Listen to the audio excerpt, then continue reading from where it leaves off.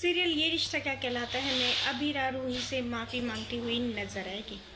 Well दोस्तों, हम आपको बता दें कि कोर्ट में सभी लोगों के सामने रूही पर सवाल उठाया जाता है कि उसने उसके काका का एक्सीडेंट क्यों किया। जज साहब रूही को सज़ा सुनाने ही वाले होते हैं, इतने में अबीरा वहाँ पर आ जाती है और अबीरा कहती है कि जज साहब, मैं अपना केस वापस लेती हूँ, मैं ये केस नहीं लड़ रही हूँ, तो आपसे हाथ जोड़कर विनती है कि आप अरमान को ही उसका केस जीतने दें। रूही बेकसूर है, रूही ने कुछ भी नहीं किया है।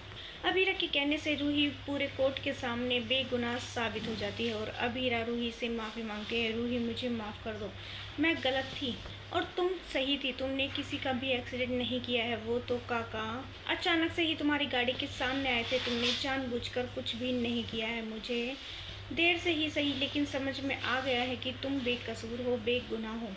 वहीं रूही कहती है कि अचानक से तुम्हें अब कैसे याद आ गया कि मैं बेगुनाह हूँ, तब तो तुम मुझे गुनहगार साबित करने पर लगी हुई थी, हर वो मुमकिन कोशिश करने पर लगी हुई थी जिससे मैं बेगुनाह साबित ना हो पाऊँ, और अब अचानक से तुम्हें याद आ रहा है कि मैं बेगुनाह हूँ।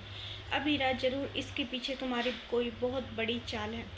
अबीरा कहती है, रूही, मैंने कोई चाल नहीं चली है, मैं सिर्फ सच बोल रही हूँ और सच ये है कि तुम बेकसूर हो। वहीं स्वर्ण कहती है, चलो देर से ही सही तुम्हें याद तो आ गया कि रूही ने कुछ भी नहीं किया है।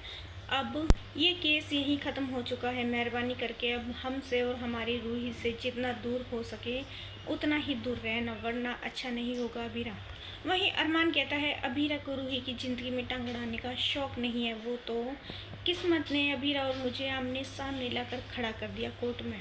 आप चिंता मत कीजिए, रूही अबीरा से दूर रहेगी और अबीरा रूही से, अबीरा की वजह से रूही की ज़िंदगी में कोई भी प्रॉब्लम नहीं आएगी।